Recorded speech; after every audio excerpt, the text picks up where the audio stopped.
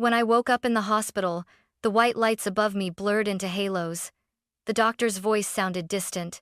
"We can save her, but it'll cost about $7,000. I wasn't really dying. I was pretending. A cruel experiment to see if my family would choose love or convenience. From the corner of my eye, I watched my mother's face twist with hesitation. My father crossed his arms and muttered, "She's an adult. Let her deal with it." Then they turned away. Just like that. My throat went dry. Even knowing it was fake, the rejection felt real, cutting deeper than any scalpel could. But when everyone else abandoned me, one person didn't. My grandmother, Evelyn, showed up with trembling hands and a small envelope of money. She didn't know that behind my tears, I was hiding a $95 million secret. I used to think silence was peaceful until it became the only sound I knew. My name is Grace Miller. I'm 30 years old, and I make a living with my voice. I record commercials, narrate documentaries, even bring animated characters to life. People all over the country hear me every day. Yet no one in my own family ever really listened. I grew up in Twin Falls, a small Idaho town where everyone knows each other's business except mine. My father, Richard, owned a chain of auto repair shops and ruled our house like he was still in the garage, loud, commanding, and always covered in the smell of oil and anger. My mother, Clara, was his perfect mirror, polished, polite, obsessed with appearances. She smiled at church and gossiped at dinner, but when the door closed, that smile vanished. I was the middle child, the invisible one. My older sister, Lauren, was the golden girl who could do no wrong, and my younger brother, Ethan, was the spoiled dreamer who never faced consequences. Me? I was just there. When I was 13, my parents forgot my birthday. Again, they remembered only when Lauren teased me at breakfast. Guess who's officially a teenager, not that anyone cares. I laughed it off, pretending it didn't sting. But that night, I cried into my pillow, wondering what I'd done wrong to be so forgettable. Even my accomplishments meant nothing. When I brought home a statewide poetry award in high school, Dad barely looked up from his newspaper. "Poems don't pay bills, Grace," he said. "But she won first place," Grandma protested from across the table. "That's cute," Dad replied. "Now pass the salt." Grandma Evelyn, my mother's mother, was the only one who saw me. Her tiny farm sat 20 miles outside of town, a patchwork of cornfields and old fences that creaked in the wind. Every summer I'd spend weeks there, helping her bake butter cookies and listening to her stories about kind hearts surviving cruel times. She'd stroke my hair and say, "You have the voice of someone meant to be heard, sweetheart. Don't let silence win." Those words kept me alive. After college, I moved to Boise and built a small life of my own. A studio apartment, an old microphone, and my voice. No fancy car, no family visits, just quiet independence. My parents said it was a phase. Lauren said it was sad. Ethan never called. I told myself I was fine. I had work, freedom, and peace. But some nights, when the red recording light flickered on, I'd pause and whisper into the mic, "Does anyone hear me?" The silence that followed always answered, "No." Still, Grandma called every Sunday, without fail. She'd ask about my jobs, my health, my meals. Sometimes she'd send me jars of homemade jam, wrapped in old newspaper. I'd smile every time I opened one. I didn't know then that, soon, I'd be forced to confront exactly how deep my family's silence went, that I'd have to fake dying just to see if any of them would care. And when I found out the truth, it would shatter everything I believed about love, blood, and family. It started like any other Tuesday. I was sitting in a tiny coffee shop in downtown Boise, editing an audiobook about finding happiness through mindfulness. The irony wasn't lost on me. The only happiness I felt was caffeine keeping me upright. Then my coworker Mia texted our group chat. "Powerball's insane this week. $95 million jackpot. Come on, Grace, it's your turn to get lucky." I snorted, typing back. The only jackpot I ever hit is when my Wi-Fi works. But when I walked home later that evening, I passed a convenience store glowing under flickering neon lights. I don't know why I stopped. Maybe it was boredom. Maybe a part of me, the child still craving something extraordinary, wanted to believe in miracles. I handed the cashier 2 crumpled dollars. He smiled and said, "Good luck, sweetheart." "Thanks," I laughed. "I'll probably need it." I tucked the ticket into my wallet and forgot about it. 3 days later, while microwaving instant noodles, I saw the winning numbers flash on TV. 718293651 Powerball 12. Out of habit, I pulled the old ticket from my purse and started checking. 1 match, 2, 3. My hands started to tremble. By the time I reached the Powerball number, I stopped breathing. Every single number matched. The chopsticks slipped from my fingers and clattered onto the floor. The noodles boiled over. I didn't move. My eyes locked on that tiny piece of paper like it was alive. "Is this real?" I whispered. I checked the website twice. Then again. Then again. $95 million. $95 million. The world should have spun, but it didn't. The room was dead silent, except for the hum of my refrigerator. I sat there for an hour, clutching the ticket, waiting to wake up. But reality came crashing in memories of my parents fighting over money, of Dad yelling about bills, Mom criticizing neighbors' houses, Lauren bragging about her husband's income, Ethan begging for loans he'd never repay. Money in my family didn't heal. It destroyed. So I made a decision. No one could know. The next morning, I contacted a lawyer, David Kessler, whose name I found online. He was calm, sharp, and surprisingly kind. "You did the right thing, Miss Miller," he said. "We'll set up an anonymous trust. No one will trace the funds to you." He explained taxes, investments, and a word I'd never heard before: discretion. After legal deductions, I'd receive $58 million. David helped me create the Silverline Trust, a name I chose because even the darkest clouds had a silver lining. When it was done, I sat in his office, signing the final paper with a shaking hand. David looked at me and smiled. "You're officially wealthy, Grace. How does it feel?" I thought for a long moment. "Empty," I said. That night, I didn't celebrate. I didn't buy champagne or a new car. I sat on my apartment floor eating leftover noodles and staring at the city lights outside my window. For the first time in years, I realized the silence wasn't peaceful anymore. It was suffocating. I had all the money I'd ever need and no one to call. That's when a strange thought crept in. If they didn't care about me when I was poor, would they care now if I were dying? It was cruel, but curiosity burned deeper than guilt. And that single thought would soon lead me to the cruelest experiment of my life. The idea came to me one sleepless night, while rain battered against my apartment window. I sat staring at the glowing digits in my bank app, more zeros than I'd ever seen in my life, and felt nothing. Not pride. Not joy. Just an ache that wouldn't leave. If love was real, it had to exist without money. And if my family's love couldn't survive when I had nothing, maybe it never existed at all. So I decided to test it. A cruel, deliberate experiment. I crafted a story so ordinary it could be real. A minor endocrine tumor, nothing life-threatening, but dangerous if untreated. The procedure cost $7,000, not a fortune, just enough to reveal their hearts. I didn't call first. I wanted to see their faces. The drive back to Twin Falls felt heavier than ever before.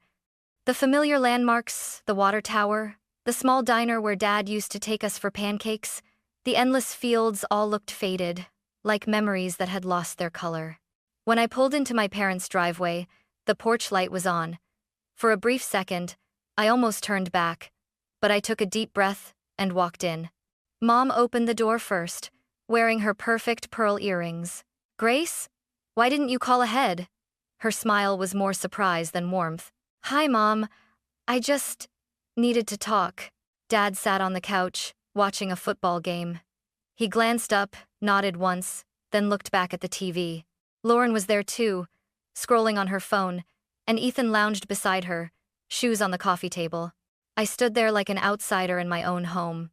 "Grace, I went to the doctor last week. They found a tumor. It's not deadly, but they said I need surgery soon." "Clara." "Oh, honey." She frowned, not out of worry, but calculation. "How much will it cost?" "Grace." "About $7,000. Richard, insurance doesn't cover it?" "Grace." "No. I I was hoping you could help me. The room went silent, except for the muffled sound of the football commentator shouting, "Touchdown!" on TV. Dad muted it, sighed, and leaned back. "Richard, you're 30, Grace. You've got a job. Handle your own problems." "Grace? Dad, I don't have savings for that right now." "Clara. You know, your brother's drowning in student loans, and Lauren's helping with Mom's birthday dinner. We're all tight." My voice cracked. "So, that's a no?" Mom gave a sympathetic tilt of the head. "You'll figure it out, sweetheart. You always do." Lauren didn't even look up from her phone. "Lauren, 7 grand? That's not so bad. You can take out a loan, or sell your car." "My car? My 2-year-old Honda that barely started in the winter." Ethan chuckled. "At least it's not cancer." Something inside me snapped. Not anger, just a kind of quiet collapse. I forced a smile. "You're right. It's not cancer." I stood up, clutching my bag. "Thanks for listening." Dad unmuted the TV before I reached the door. No one said goodbye. Outside, the rain had stopped, but puddles shimmered in the driveway.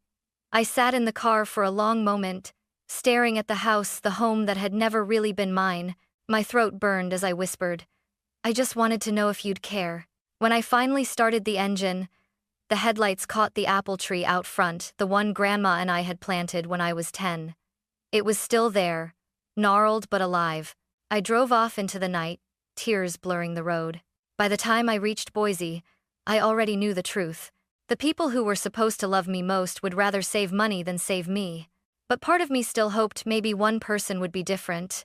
The next morning, I picked up the phone and dialed the only number that ever made me feel safe. Grace, whispering, "Grandma, I need to tell you something." The phone barely rang once before I heard her familiar, trembling voice. "Evelyn." "Grace? Oh, sweetheart. Is everything all right?" "Grace. Not really, Grandma. The doctor said I need surgery. It's nothing too serious, but it costs $7,000. I don't know what to do." There was a pause. I could almost picture her sitting in that old wooden rocking chair by the kitchen window, clutching the phone with her thin fingers, the afternoon sun spilling across her wrinkled hands. "Evelyn. Oh, my poor girl. Why didn't you tell me sooner?" "Grace. I didn't want to worry you." "Evelyn. You're all I ever worry about." Her words cracked something inside me. Even knowing my illness was fake, I felt tears sliding down my cheeks. "Grace. It's fine, Grandma. I'll figure it out." "Evelyn. No. You'll let me help." I tried to protest, but she had already made up her mind. "Evelyn. I'll come to Boise tomorrow morning. Don't you dare move from that bed." The next day, I waited at the bus station under a gray sky. When the old silver bus pulled in, I saw her tiny, fragile, with a worn brown coat and her hair pinned neatly.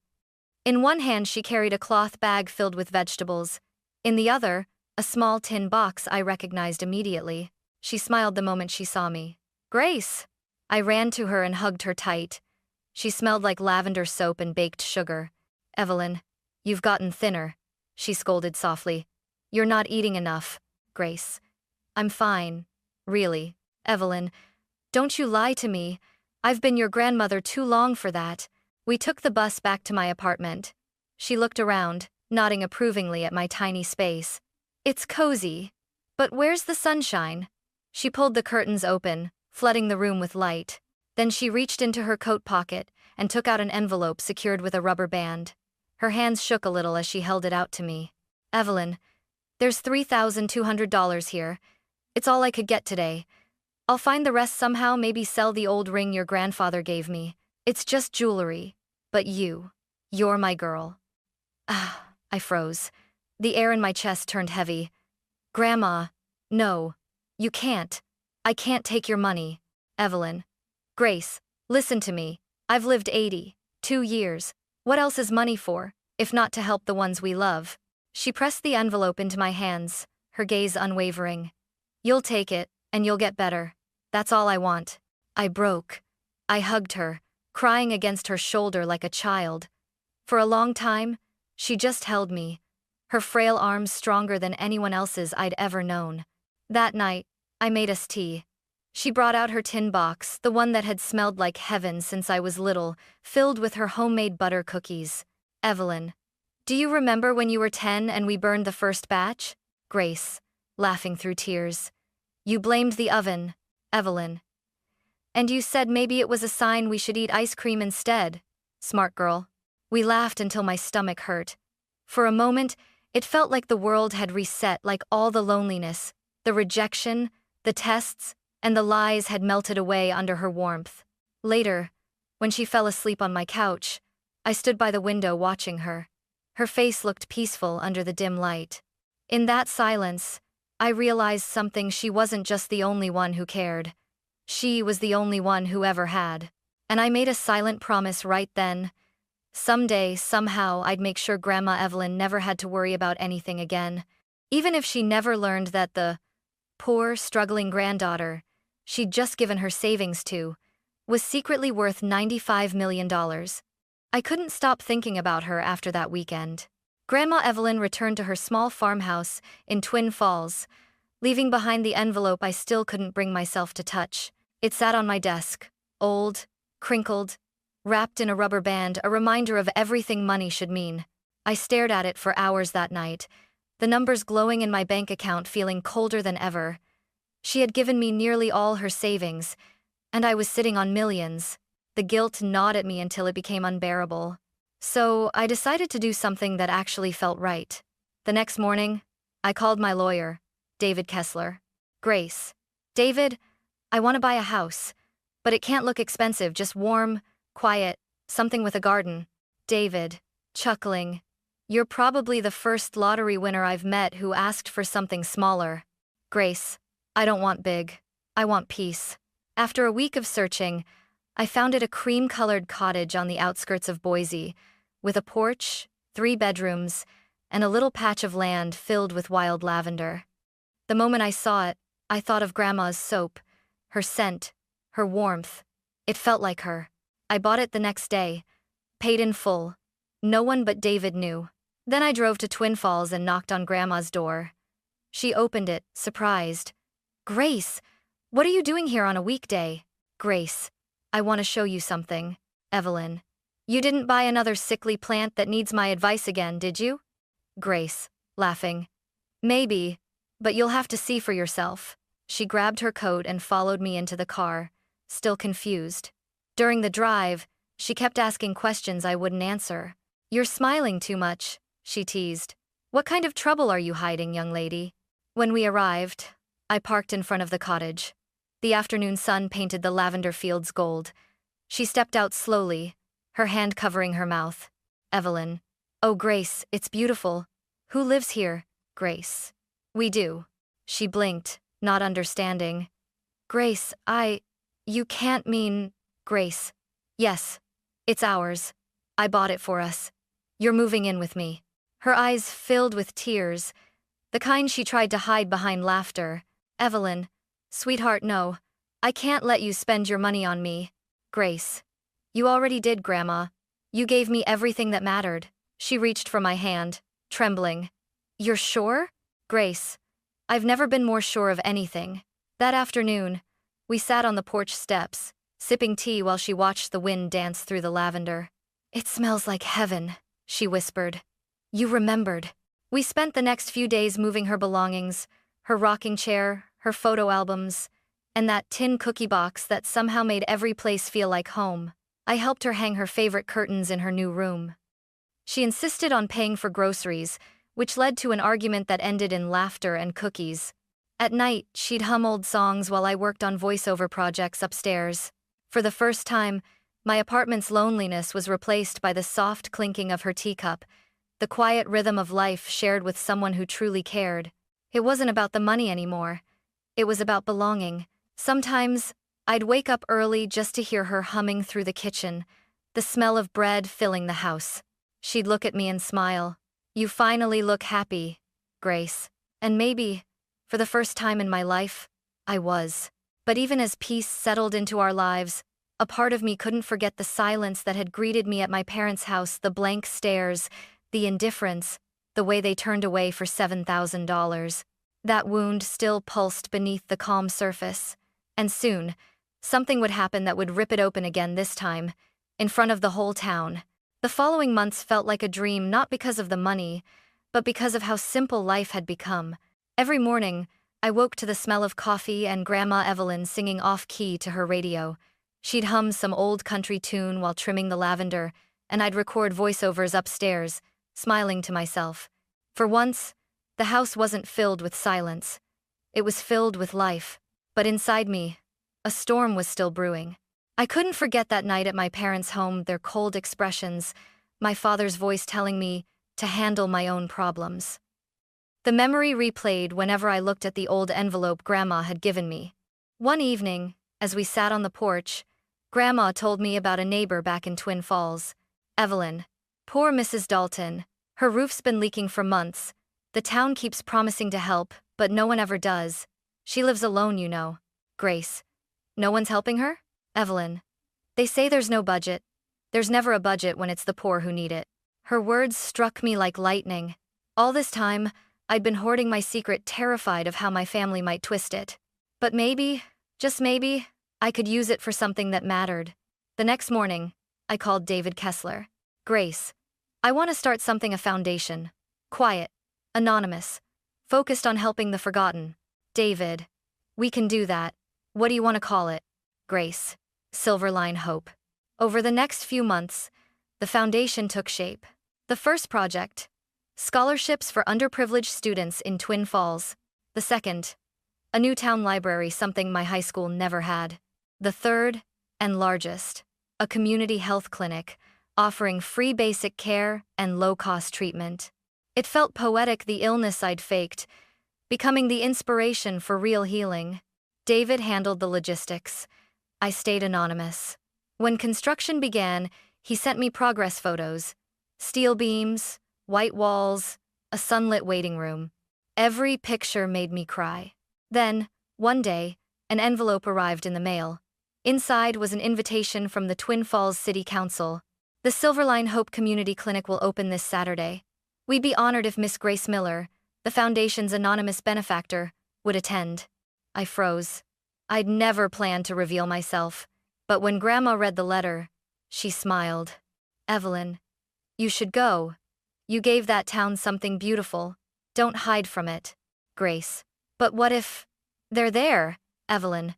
Then let them see who you've become. So we went. The morning of the ceremony was bright and golden, the kind of day that made Twin Falls look almost innocent again. The new clinic gleamed at the edge of town glass doors, white pillars, a little garden out front. We sat quietly in the back row. Grandma wore her green knitted sweater, holding my hand like she used to when I was a child. Evelyn. It's beautiful, Grace. I'm proud of you, Grace. You're the reason I did it. Before I could say more, my heart dropped. My parents walked in, followed by Lauren and Ethan. They hadn't seen me yet. Mom looked immaculate as ever, her hair perfectly styled. Dad's stride was as stern as always. Lauren was pushing her baby stroller, and Ethan looked half awake, scrolling his phone. I sank lower in my seat, but fate had other plans. Halfway through the mayor's speech, he announced, "And now, we invite the benefactor whose generosity made this clinic possible, Miss Grace Miller." I froze. Grandma's eyes widened. Evelyn. Grace? Grace, whispering. I didn't know he'd do that. People turned, clapping. My parents' heads whipped around. Their eyes widened, confusion, disbelief, then shock. I stood up slowly, my knees trembling, and walked to the podium. The sunlight pouring through the glass caught the tears I was trying to hide. I took a deep breath and spoke. Grace, a few months ago, I was lying in a hospital bed. I needed $7,000 for treatment. My family said no. They had their reasons, maybe fear, maybe pride. But I realized there are others like me, people who get turned away because help costs too much. The crowd fell silent. Even my voice quivered. But I didn't stop. Grace, today, I'm donating $5 million to make sure no one here is ever turned away again. The room erupted in applause. I saw people crying, hugging. Cameras flashed. But all I saw was my family frozen, pale, speechless. Dad's jaw clenched. Mom's lips parted in shock. Lauren's mouth fell open. Ethan's phone slipped from his hand. I looked at them one last time and said, Grace, sometimes You have to lose love to understand who deserves it. Then I stepped down from the stage, returned to Grandma's side, and squeezed her hand. She looked at me with tears in her eyes and whispered, "Evelyn, you did the right thing, my girl." The applause still thundered behind us, but all I heard was her trembling voice, soft, proud, and full of love. That was the day the whole town learned who Grace Miller really was, and the day my family realized what they had thrown away for the price of $7,000. That night, after the ceremony, I thought the noise in my head would finally fade, but it didn't. Every cheer, every handshake from strangers replayed in my mind like echoes in an empty hall. None of them mattered. The only faces I couldn't stop seeing were theirs, my parents' faces frozen in shock, my sister's fake smile slipping, my brother's eyes wide with disbelief. I told myself it was over. I'd said what I needed to say. I'd made my point. But then my phone rang. Dad. I stared at the screen for a long time before I answered. "Richard, where are you?" His voice was cold, tight. "Grace. Driving back to Boise." "Richard. No. Come home now. Your mother and siblings are here. We need to talk." It wasn't a request. It was a command. I looked at Grandma sitting beside me in the passenger seat. She'd been quiet the whole ride, watching the dark highway roll by. She reached out and touched my arm gently. "Evelyn, you don't owe them anything, Grace." "Grace. I know. But I need to hear what they'll say." The house looked exactly the same porch light, the same chipped mailbox, the same coldness seeping from its walls, but stepping inside that night felt different. Everyone was waiting in the living room like a courtroom scene. Dad in his armchair, jaw tight. Mom perched on the couch, hands clenched in her lap. Lauren and Ethan against the wall, whispering to each other. No one greeted us. "Richard. Sit down." "Grace. I'll stand." The silence stretched, thick enough to choke on. Finally, Dad spoke. "Richard. You owe us an explanation. That clinic, the donation $5 million? Where did that come from?" I met his gaze steadily. "Grace. From the lottery. I won it months ago. 95 million. Mom gasped. Lauren's eyes widened. Ethan's mouth literally dropped open. "Clara. 95 million? Grace. After taxes. About 58. It's been handled legally through a trust." The room went dead still. Then, one by one, their expressions shifted. Shock melted into calculation. Dad leaned forward, his voice suddenly soft, too soft. "Richard. Grace. You should have told us. We could have helped you manage it properly. I know the business world. We could invest together. Maybe open another auto shop or a franchise." Mom nodded eagerly. "Clara. Your father's right. We're family, sweetheart. Families share things." Lauren crossed her arms, pretending nonchalance.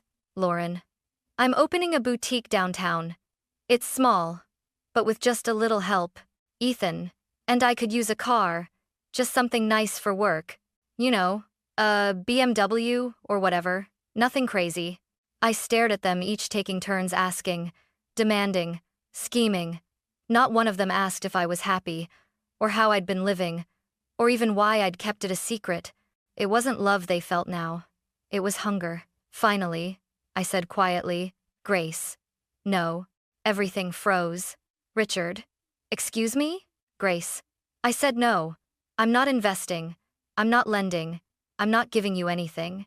Mom's face fell into shock. Lauren scoffed. Ethan muttered, "Unbelievable." Dad slammed his palm on the table. The sound echoed through the house. "Richard, don't you dare talk to me like that. We raised you. You think you'd have made it this far without us?" "Grace. Raised me? You ignored me. You left me to rot when I asked for $7,000 to save my life." "Richard. That was different." "Grace. No. That was the truth." The room erupted, voices overlapping, accusations flying. Mom cried. Lauren shouted something about family loyalty. Ethan muttered curses under his breath. And then a voice cut through the chaos. "Evelyn. Enough." Every head turned. Grandma Evelyn stood by the doorway, frail but steady, her eyes glinting sharper than ever. "Evelyn. You don't get to yell at her. Not after what you did." "Clara. Mother, please." "Evelyn. No. I won't be quiet this time." She pointed at each of them. Evelyn. When she came here begging for help, you all turned away. $7,000. You said no because she wasn't worth it. And now you sit here, hands out, pretending you care? Shame on you. Her voice trembled, but it carried more power than any of them had ever held. No one spoke. Even Dad sat back, deflated. Evelyn. Grace owes you nothing. She's already given this town more than you ever will. The only thing she should give now is forgiveness, and only if she chooses to. I swallowed hard, blinking back tears. I took Grandma's arm gently. Grace. Let's go. As we reached the door, Dad's voice followed us, low and bitter. Richard. You'll regret this, Grace. I turned, meeting his eyes one last time. Grace. I already did. Years ago. We left the house in silence. Outside, the air was cold and still. Grandma squeezed my hand as we walked to the car. Evelyn. You did the right thing. Grace. It doesn't feel right, Evelyn. That's because doing what's right rarely feels easy. As the engine started, I looked back one last time. Through the window, I saw my parents arguing, Lauren pacing, Ethan checking his phone. Nothing had changed. They were still chasing money, and I was finally done chasing love. But fate, it seemed, wasn't finished with me yet, because soon, something would happen that would test me one more time, not my pride this time, but my heart. 2 months passed after that night. I didn't call my parents again, and they didn't call me. At first, it felt like relief, a deep, quiet calm after years of noise. But then the guilt started to creep in. Even when you grow up unloved, a small part of you keeps waiting for love to return. Life with Grandma Evelyn settled into a soft rhythm. She tended the lavender garden every morning, humming while I worked upstairs in my little studio. Some nights, I'd sit beside her on the porch, the air filled with the smell of rain and cookies, and I'd almost believe that the world had forgiven me. Until one evening, when the phone rang. The caller ID made my heart drop. Lauren. I hesitated, then picked up. Grace. Hello? Lauren. Grace. It's Dad. He's in the hospital. The words hit like ice water. Grace. What happened? Lauren. Heart attack. The doctor said it was bad. He's stable, but they're talking about surgery. Mom's losing it. I stood frozen, gripping the phone so tightly it hurt. After everything, the cruelty, the greed, the shouting, he was still my father. And I couldn't let him die while I sat comfortably in silence. Grace. I'll be there tonight. Grandma heard everything. She didn't try to stop me, didn't tell me what to do. She just nodded, her voice soft. Evelyn. Do what your heart tells you, sweetheart, not your anger. I drove to Twin Falls through the night, headlights cutting through the fog. The hospital smelled of antiseptic and heartbreak. When I entered the waiting room, I saw them.